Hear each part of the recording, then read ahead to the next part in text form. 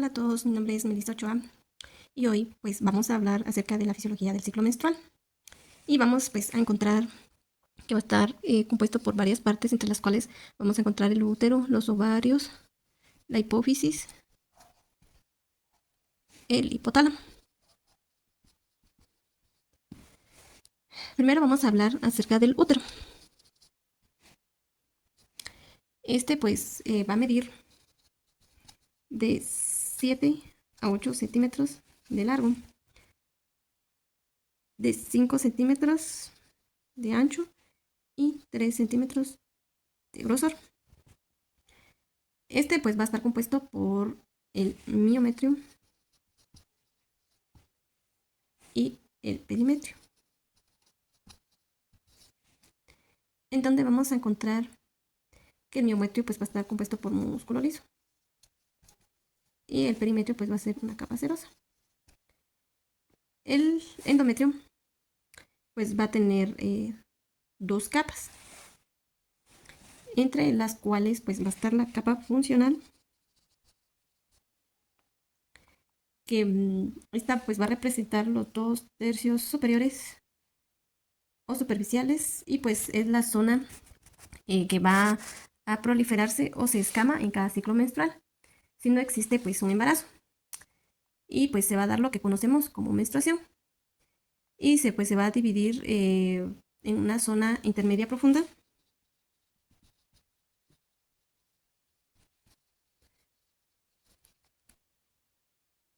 o capa esponjosa y en una zona compacta superficial.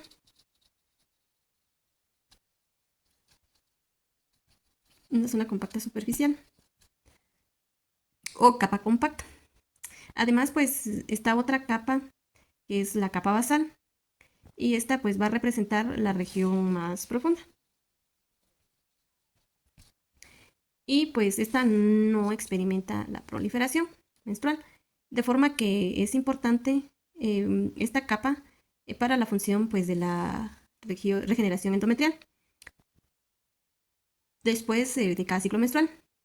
Y aquí es donde vamos a tener una patología eh, que va a ser muy asociada con esta capa, la cual va a ser el síndrome de Asherman o síndrome de sinequias uterinas, donde pues vamos a encontrar una ausencia, donde no va a haber una capa basal, y es el motivo pues por el cual la paciente puede llegar a presentar amenorrea.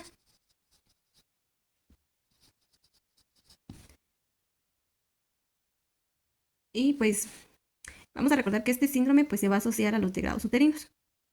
De acuerdo a su función, pues vamos a identificar dos fases del ciclo endometrial,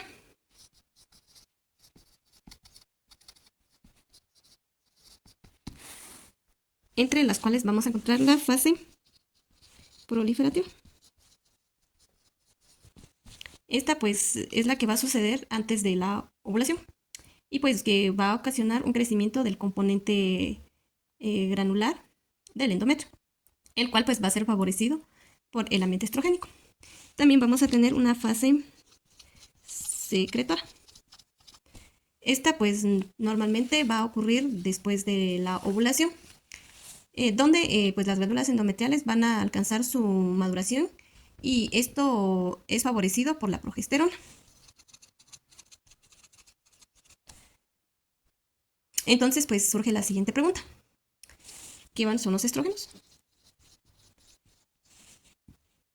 ¿Y qué es la progesterona?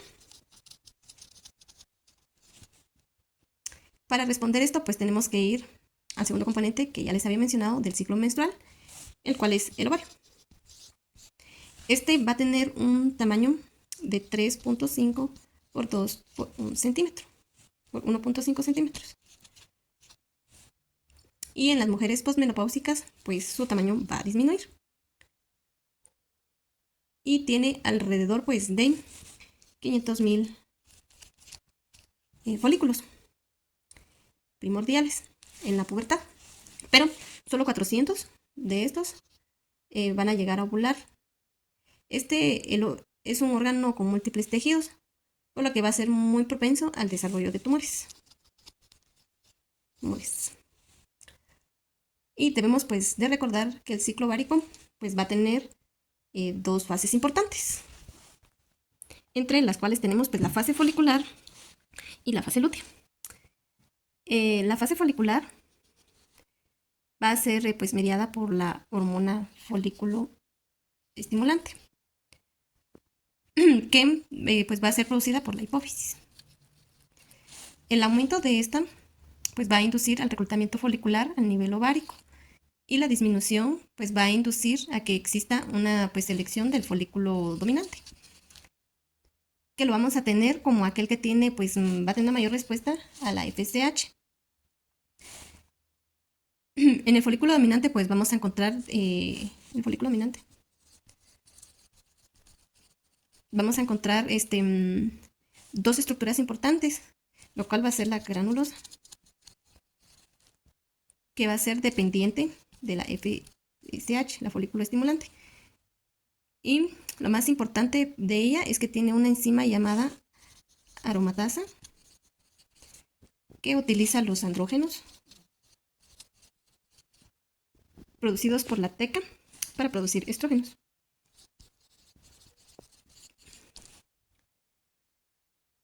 En este caso va a ser el estradiol. Sabemos que el estradiol es un estrógeno y va a ser el estrógeno pues más importante en la mujer en la edad fértil.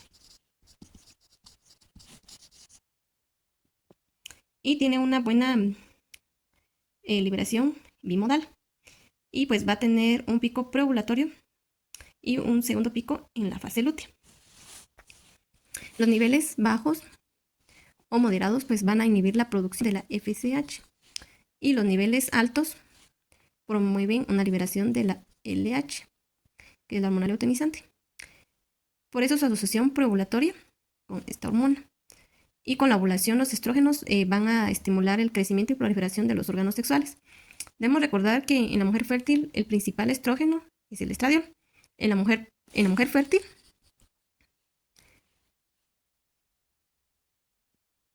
el principal estrógeno es el estradiol.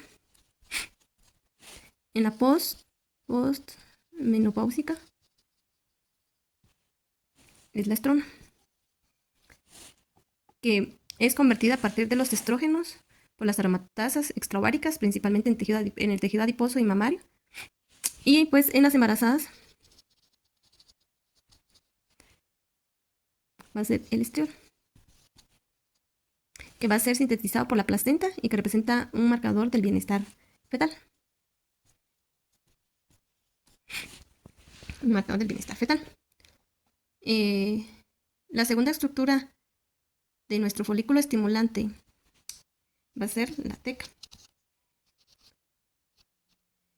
Este va a ser dependiente de la hormona luteinizante.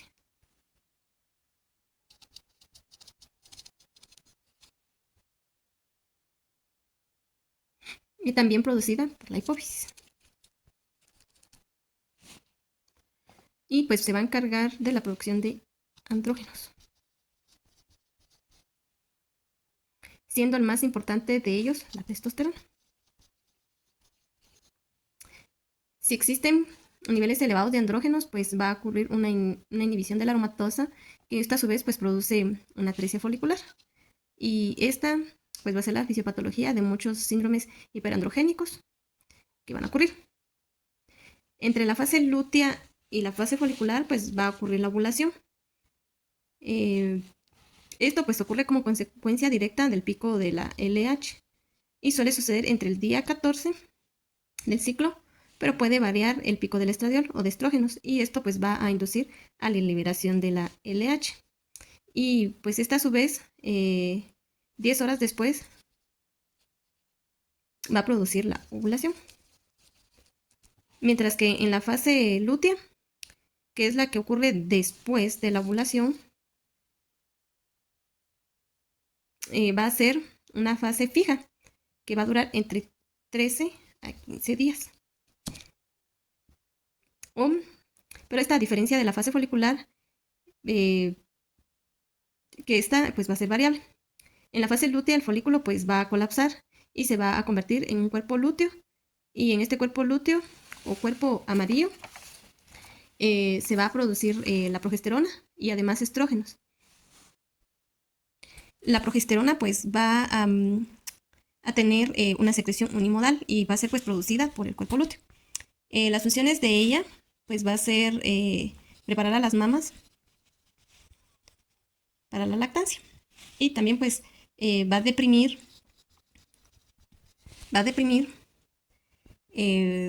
la excitabilidad de las fibras miometriales y va a elevar el metabolismo. Y pues la temperatura basal.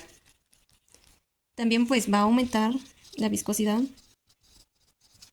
del moco.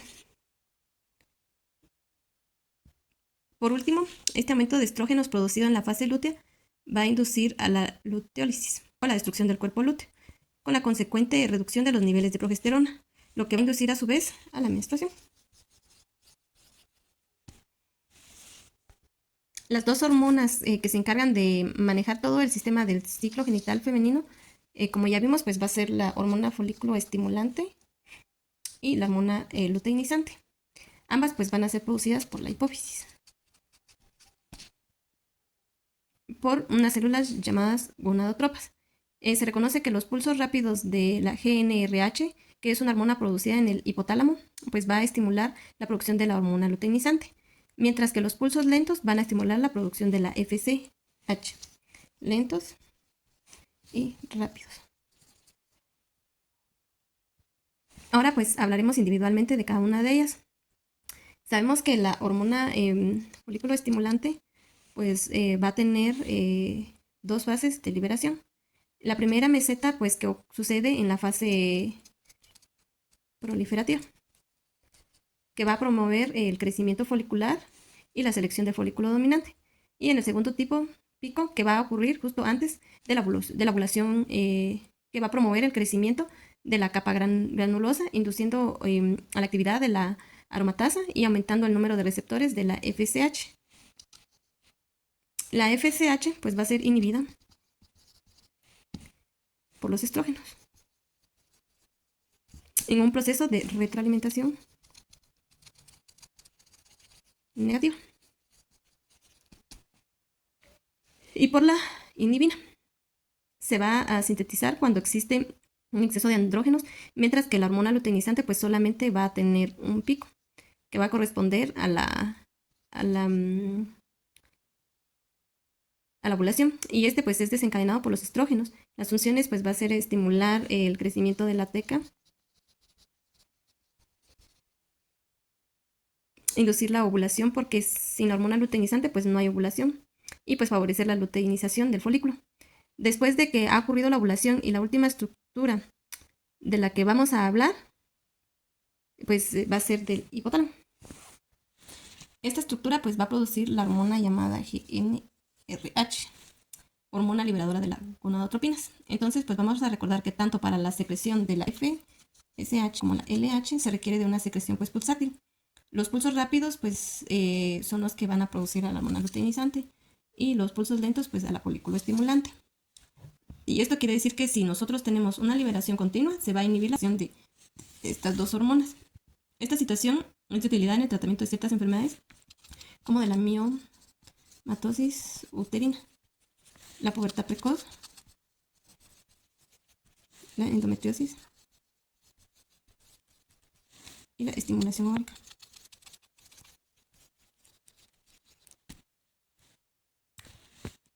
El inhibidor de la GnRH generalmente va a ser la dopamina. Este va a inhibirla. A modo pues de resumen, pues vamos a concluir con esto. El ciclo genital femenino pues va a iniciar con el primer día de sangrado menstrual. La GnRH pues va a ser liberada de manera pulsátil del hipotálamo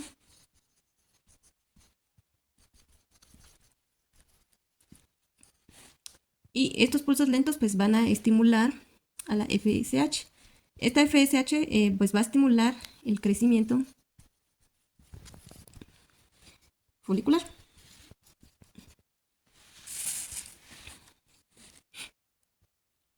Y en la granulosa pues va a favorecer la conversión de andrógenos a estradiol. El estradiol al llegar al endometrio pues va a causar una proliferación y va a inhibir la producción de la FSH. Este descenso que se produjo de la FSH pues va a ocasionar la selección de un folículo dominante y la atresia del resto de los folículos. Ya teniendo este folículo dominante, se va a encargar de producir estrógeno, que va a ocasionar un nuevo pico de la FSH y de la LH, lo que va a favorecer a la ovulación. Después de la ovulación, pues se va a producir la luteinización a partir de la LH, que es la conversión del cuerpo amarillo. Entonces, este cuerpo amarillo se va a producir progesterona.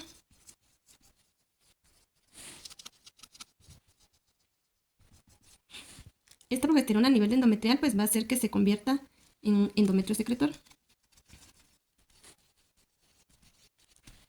Y si no ocurre, pues va a ocurrir un embarazo. Y si no ocurre un embarazo, pues se va a producir la luteólisis por ese pico secundario de estrógenos, con la consiguiente descamación epitelial y va a ocurrir lo que es la llamada menstruación.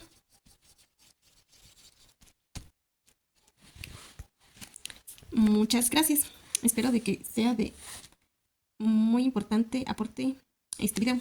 Y un agradecimiento especial a la doctora Nancy Pérez, que es mi tutora y jefe de servicio en la labor y parto. Muchas gracias.